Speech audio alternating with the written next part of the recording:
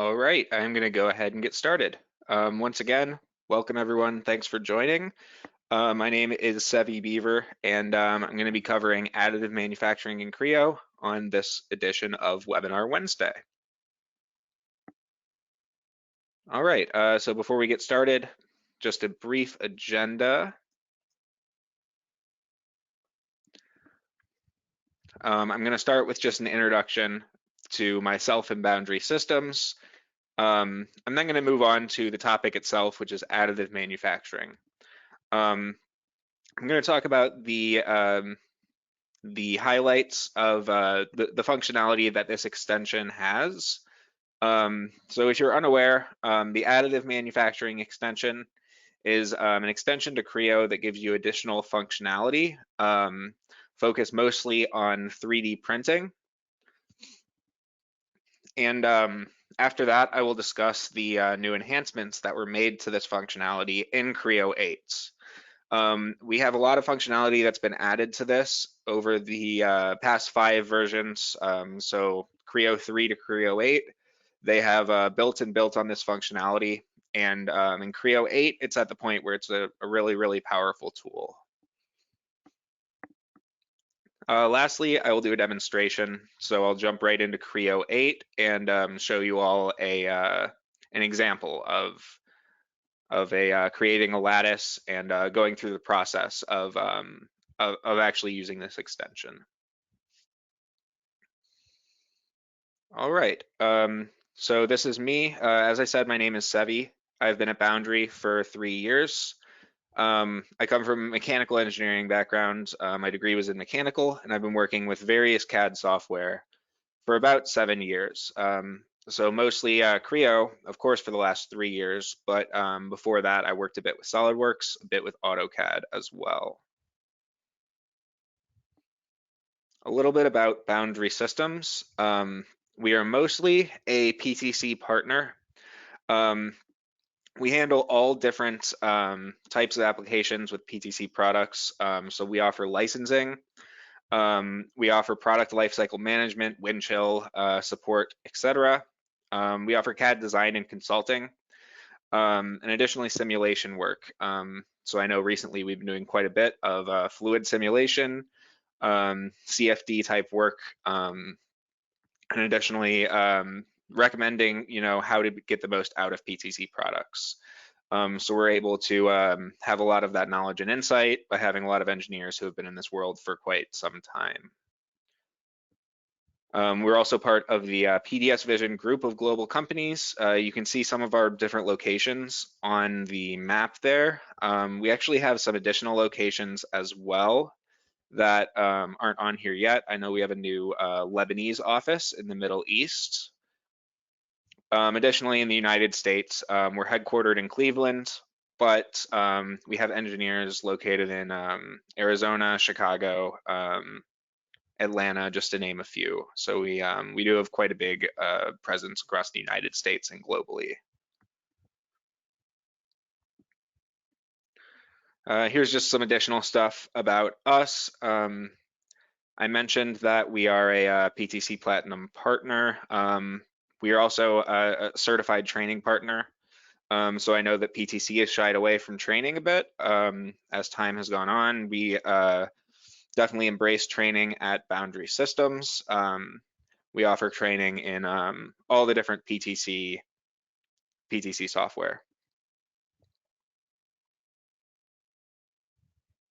Last thing about Boundary, we also do use a few other programs that are outside of PTC's kind of sphere. These programs usually just help us accomplish some kind of goal in a way that a PTC product cannot. Some of those examples are shown here, which include eTraj, Moldex 3D as some of our more popular ones. These are just programs that we will support, that we will offer classes and licensing for that are not directly PTC.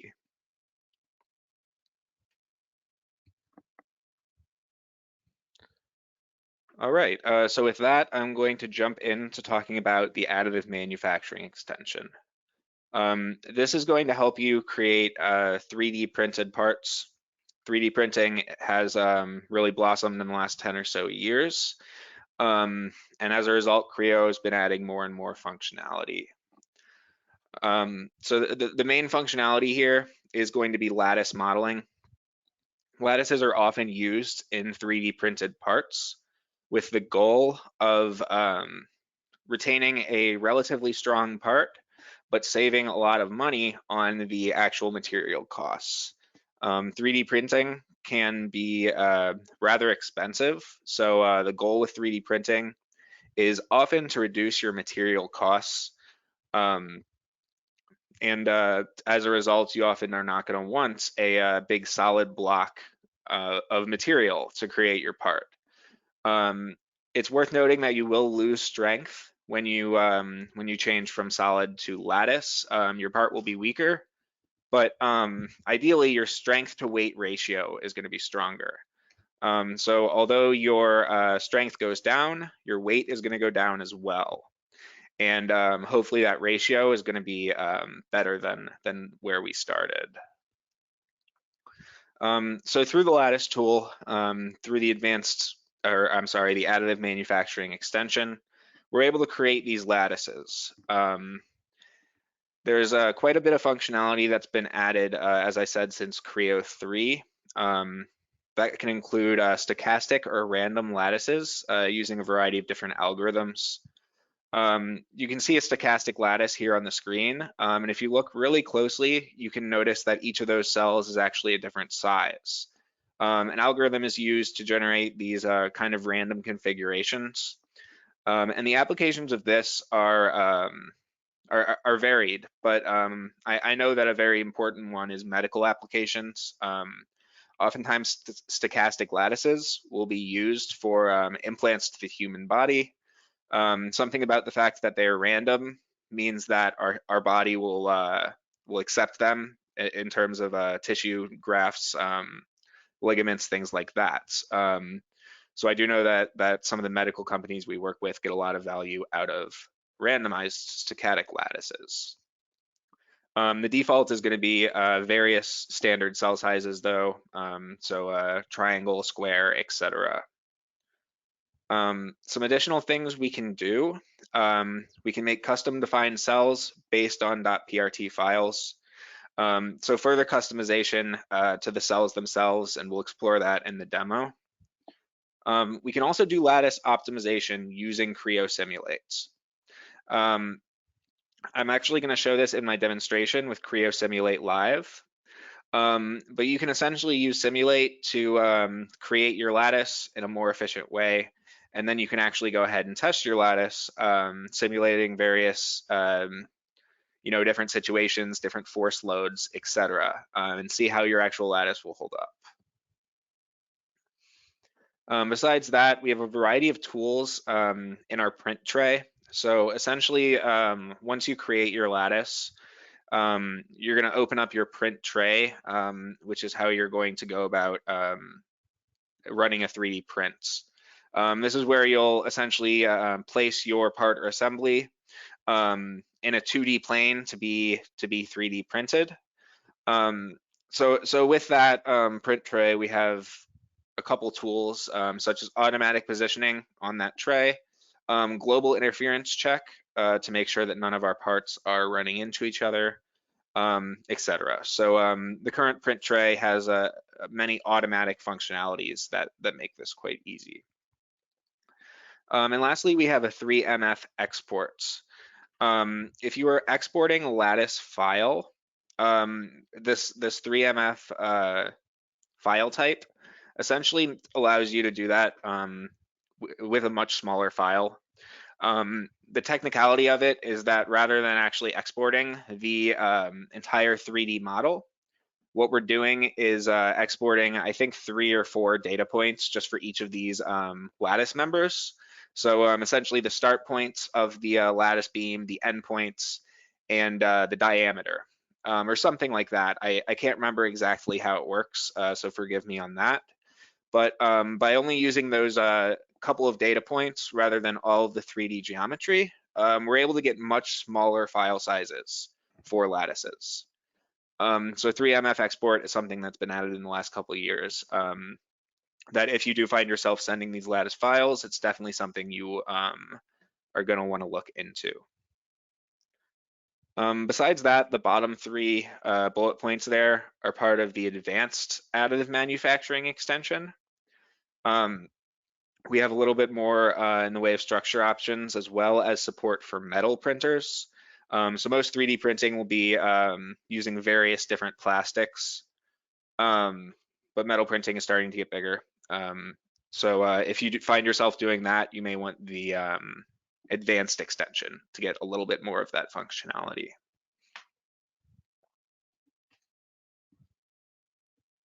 So moving on to Creo 8 specifically, in terms of improvements that we have here. First of all, I find it necessary to mention multi-body, which was actually added in Creo 7, is integrated into the Lattice feature really, really well. The way that's done is essentially you can choose a specific body to replace with a lattice. This allows you to have a lot more functionality of what you want to convert to a lattice right in the part mode. You can also create a shell of that body and lattice the inside of that shell. And lastly, you can choose to create your lattice when you're done as a new body. So multi-body is built right into this lattice feature as well. Just if you're not yet on Creo 7, you would get a lot of functionality out of that by maybe upgrading. But moving on to Creo 8 new features specifically, we can now use solid representations of stochastic lattices in analysis. We also have an additional shape added, trabecular, for stochastic lattices, so for random lattices. A really big one we have is lattice variability based on simulation results. I talked about this a little bit on the last slide with Creo Simulate, but I'm actually going to show this in my demo using Creo Simulate Live, which if you're not aware with CSL, it's built right into Creo Parametric. And what this allows us to do, this lattice variability, is essentially run a simulation of our part and use that simulation to build our lattice. So using those results, our lattice will actually have different beam diameters depending on where the stress in that part is going to be greater. So this is, I think, really, really cool. It allows you to simulate your model and then create a lattice completely completely dependent on that simulation. So very, very cool. And I'm definitely going to show that in just a few minutes. They've also just replaced their formula-based algorithm. They've made it better, made improvements. We also have selective removal of dangling beams. We often had, I don't want to say often, but occasionally had beams kind of sticking out outside of the bounding geometry. So we now have the ability to remove those if that does happen.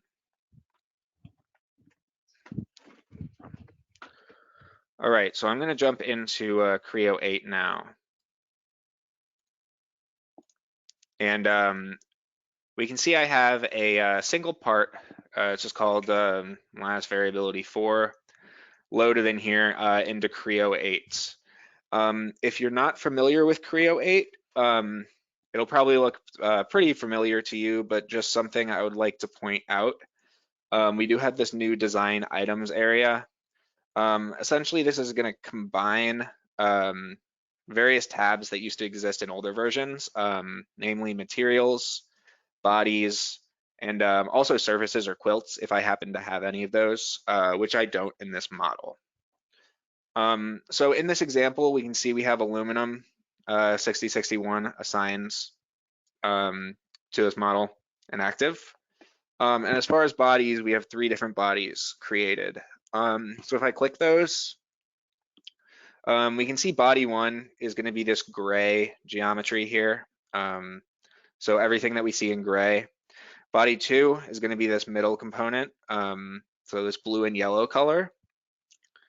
And body 3 is currently empty, but we can notice that since there's a star there, it's actually currently active. So that means anything new that I create is going to automatically go into this new body 3.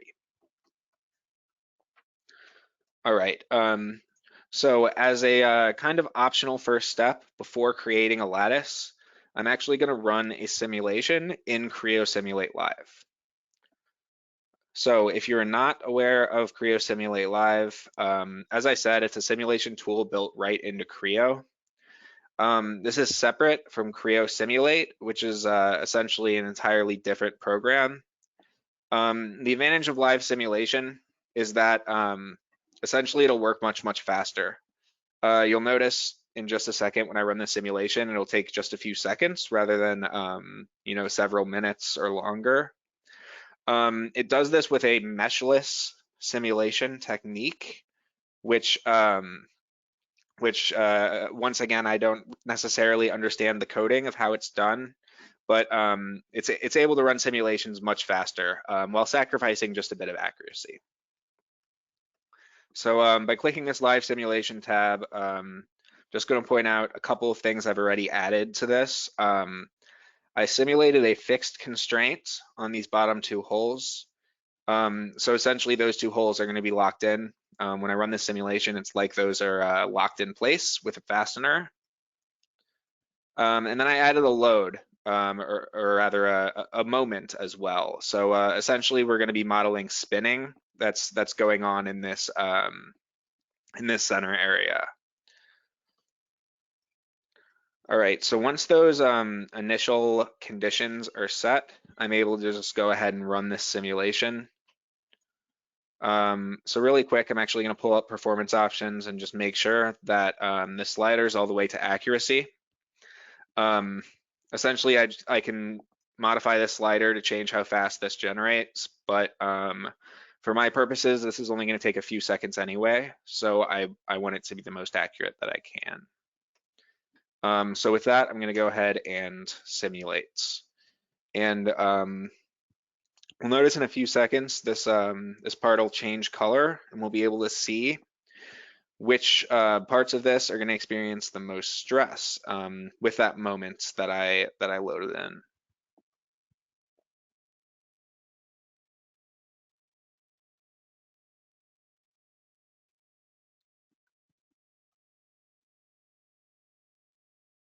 All right, so looks like we're done now.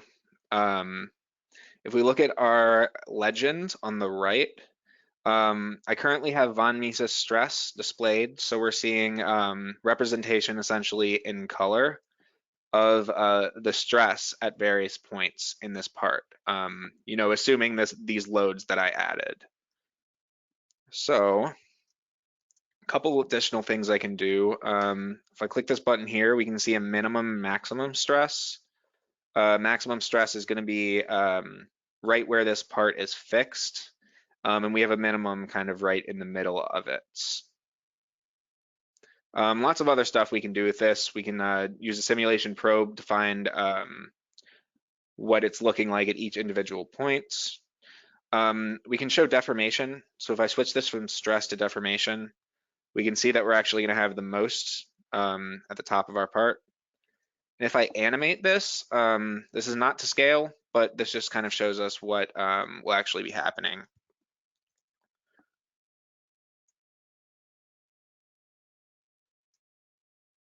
All right, so once we're done with this, what I'm going to be doing is actually using this simulation data from this simulation I just ran to generate my lattice. So to do that, first, if I click this query dropdown, I'm going to export numerical results. So from there, I'm able to essentially save this simulation as a CSV or Creo Simulate live file. So for number of points to probe, I entered 1,000. And to start this process, I would go ahead and click the check mark. I'm not actually going to do this right now, just because it takes maybe between 5 and 10 minutes. And I already did this before starting and saved it as its own file. So for this demonstration, I'm just going to click the X, but if you did want to export those results, you would just click the check mark. Once again, the more points you use, the longer it'll take, but the more accurate it'll be. I settled on 1,000 just because it was a balance of a relatively high number and not taking all day to generate, but that is going to depend on what your goals are and what specific model you are using. All right, so I'm just going to go back to my model tab now. And to get to the Lattice feature, it's going to be in this engineering dropdown. And by clicking Lattice, we bring up the Lattice feature. The very first thing we're going to see is Lattice region. We have to set a region to create our lattice. So what I'm going to do is replace an entire body with lattice. And then I'm going to go ahead and select body 1. So if you remember, this was this gray geometry. And I'm just going to replace that with lattice. I'm also going to create a shell with a thickness of 2. So what this will do is essentially create, or it'll leave some of the geometry, some of the solid geometry on the outer shell of this body I'm replacing. And just the inside of that, essentially 2 units in, it'll start generating this lattice. And we'll see how that looks once we're done. All right, next I'm going to change the cell type. Here we can see various different cell shapes, including triangular. And if I just zoom in a little bit here, we can see what this lattice, triangular lattice with these inputs will actually look like. For stochastic lattices, so random, we're going to click this far right button. And we can see we have Voronoi and Delaunay as our 2 algorithm options to generate these random lattices. Those are essentially just different algorithms that can be used to generate these random points.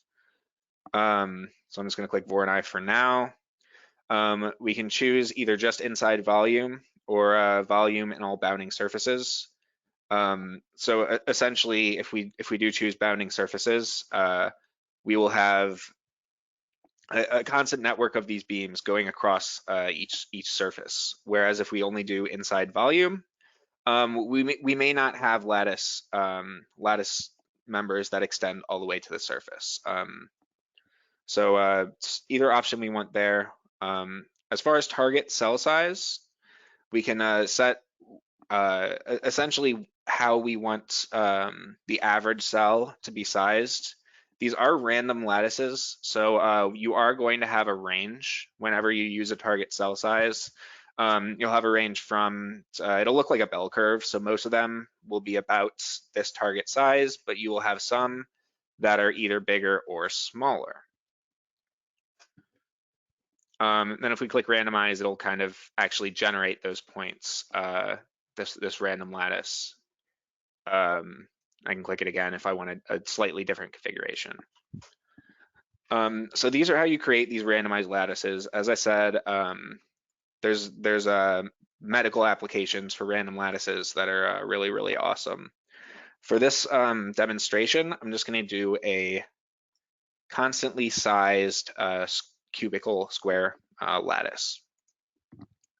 So I'm just going to change these dimensions to 5 in every direction, and we can see our sample lattice member here is kind of compressed into a smaller little cube. All right, next for cell fill, I'm just going to change a couple options here.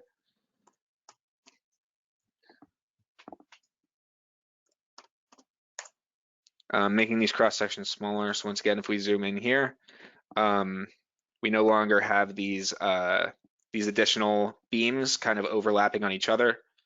Previously, our size was a bit big, and we don't. I just chose these numbers because it works best for this particular model as far as beam size.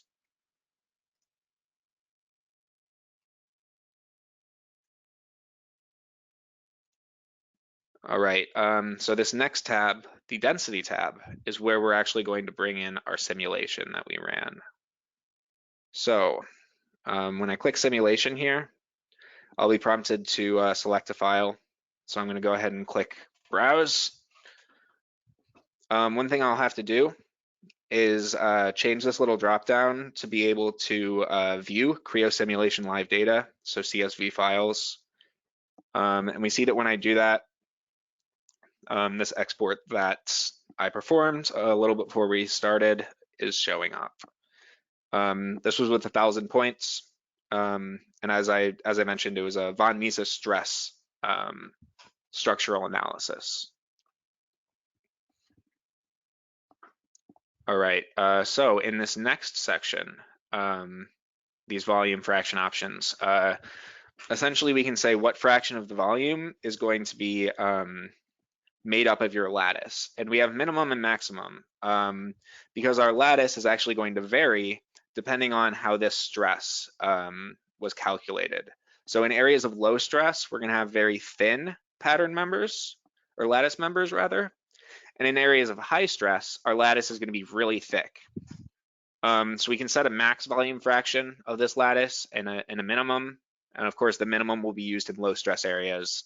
The maximum will be used in high stress areas. So just editing these numbers a little bit, I'm going to use 0.01, 0.15 on average, and 0.6 as our max in these areas of very high stress.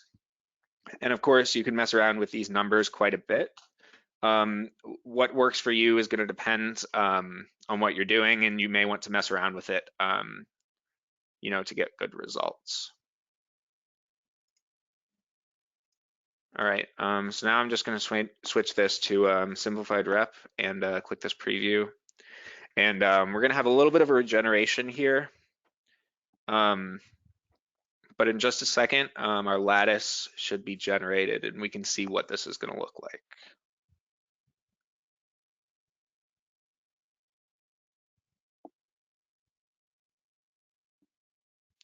Another thing to note, when I create this lattice, it's actually going to create the feature in body 3. If you remember, this was the empty body that didn't have anything in it, but as I mentioned, it's active. So anything new we create is going to go in that body. If we check out this body options tab, we can also create a new body. I basically already did that step outside of this lattice feature. I made a new body 3. But if we wanted to do that in the lattice feature, we can do that as well. All right, so it looks like we have this lattice generated now based on my specifications. And if I get this angle right, we can see that all these cell sizes are the same. I set this to be 5 in every direction, but the actual thickness of our lattice is varying quite greatly. We can see that it's very much thicker at these areas of high stress around our fixed constraints, and additionally around the outside where we have areas of high stress. And this area right in the middle where we had the lowest stress values, those have the thinnest. All right.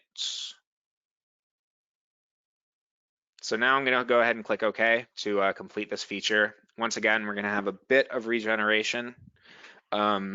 So bear with me for just a second.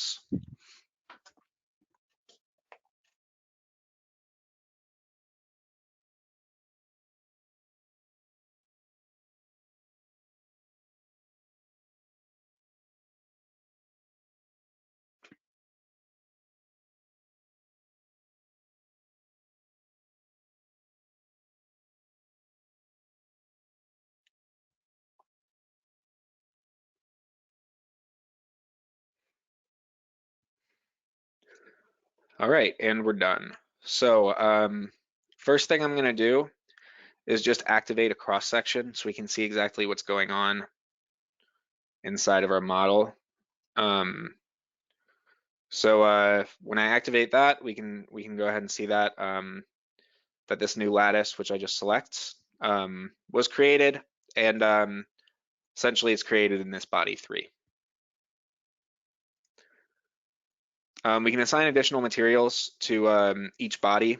So once again, this is something new in Creo 7, but multi-body allows you to have multiple materials in a single part file, something that you'd have to do in the assembly mode previously. So if I did want to change the material to some sort of plastic, I am completely free to do that.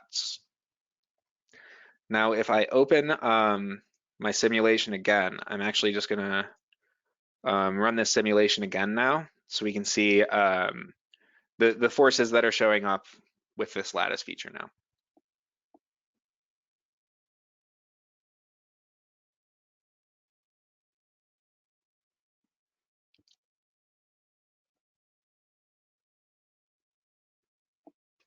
We can also see, by the way, just how this shell was created. A little bit easier to see in 2D here, how there's a kind of an even offset all around, and the lattice is just generated right inside of that.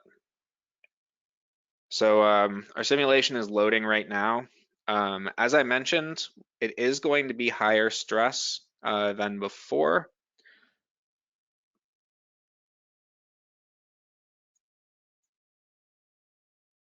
Oh, looks like my screen froze, but you all should be able to see now.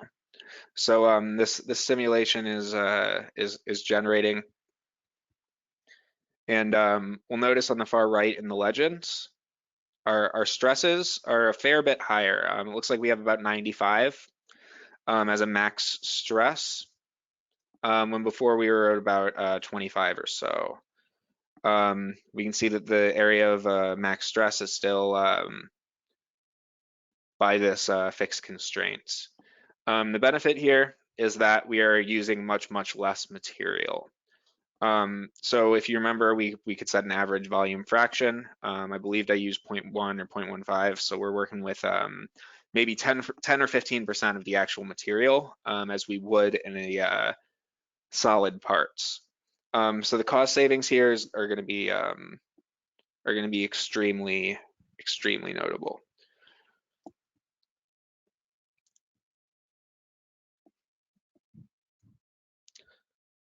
So as a last step, we can go ahead and prepare to actually 3D print this part.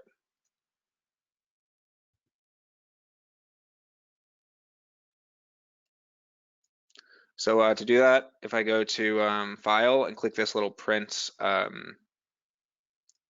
arrow to open up additional print options, I can open this Prepare for 3D Printing window.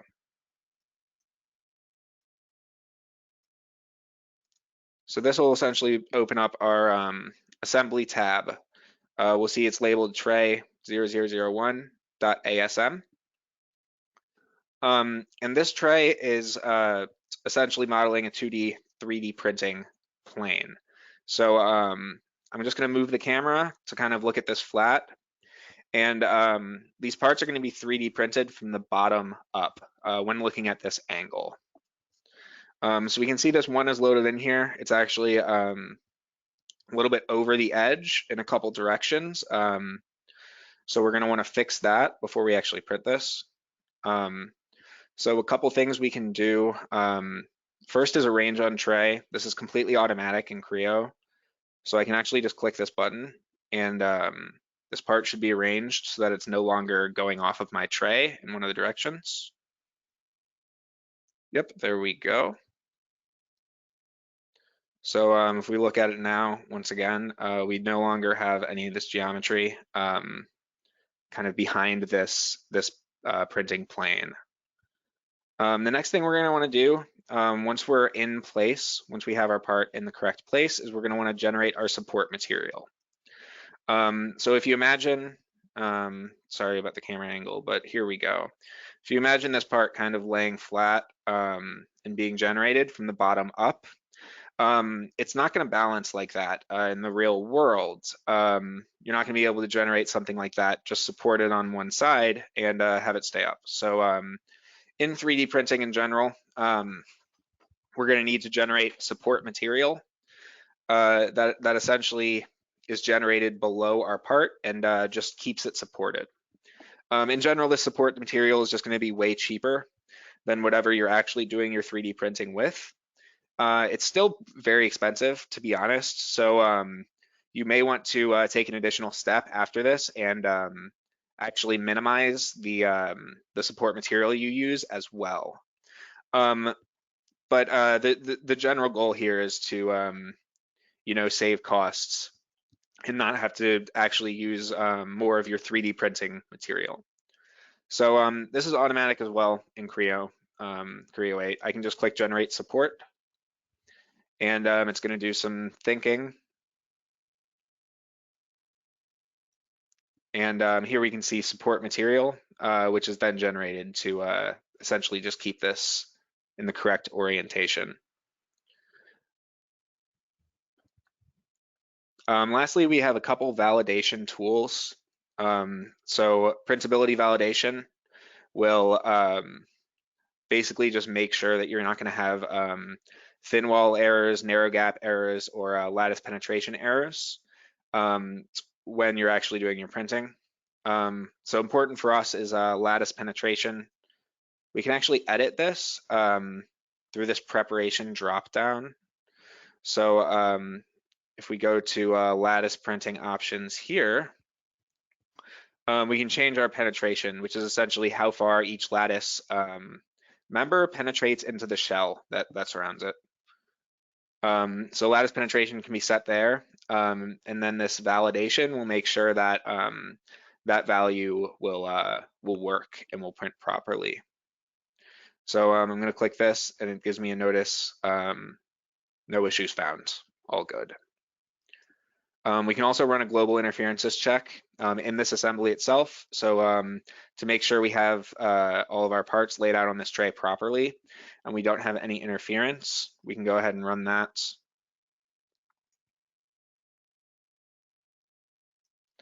And lastly, we can assemble additional things in here if we want to do this all in one go with our printer. And that is at least the basics. That is about it. Once this is done 3D printing, it'll look just like this. You'll have to manually remove the support material. So it'll kind of be stuck to your part, but you can pretty easily pull it off with your hands if you have enough time, or often people like to use a power washer just to clear off all that support material.